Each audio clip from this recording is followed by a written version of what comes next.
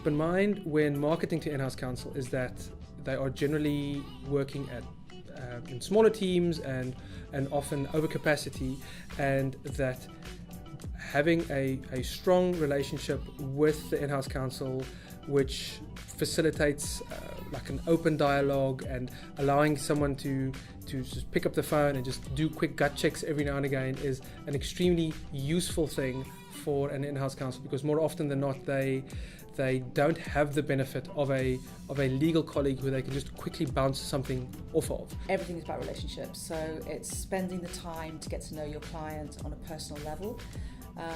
Also, it's important to get to know the business, not in big detail, but just enough so that you can talk knowledgeably. Read the news, read the newspaper, find out if there's been an acquisition or something going on in the news involving that client. You need to know about that. So I think for me, the big two things are building relationships, check in now and again with them, and know the business and stay in touch with what's going on in the news.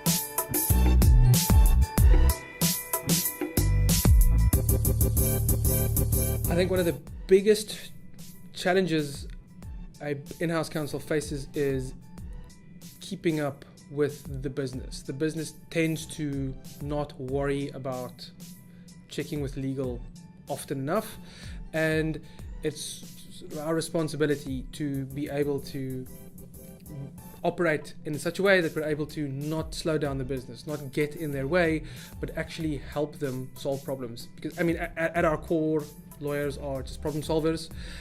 Through university, through practice, we learn to apply our minds in a particular way to help to pick things apart, to find solutions based off the knowledge that we have, and that is an extremely valuable skill for businesses in general.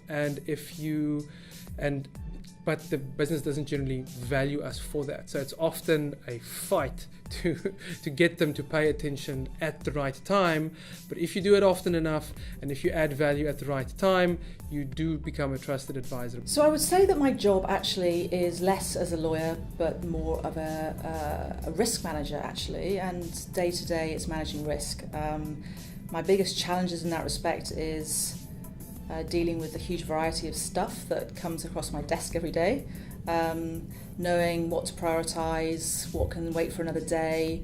But also I think probably the key thing is to always be looking for solutions and working with the business to interpret the law in a friendly, layman's friendly way that the business can understand, and giving them options.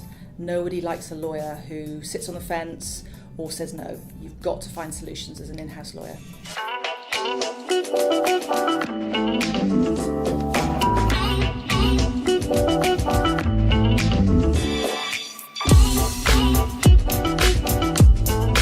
Something that I got told very early in my career, which has stuck with me throughout, is that lawyers should be consulted early and often.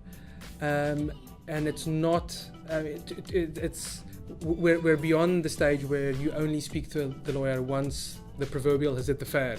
If you're involved early and you're involved often, and whether this is in-house or sort of in practice, you're able to provide the right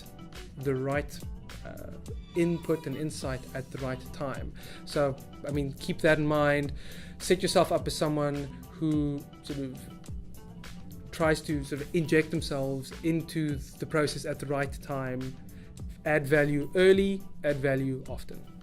Relationships. It's all about relationships. So you have to build those relationships, take the time, invest in those, invest in friendships, and stay curious, stay learning, stay passionate, and take some risks now and again.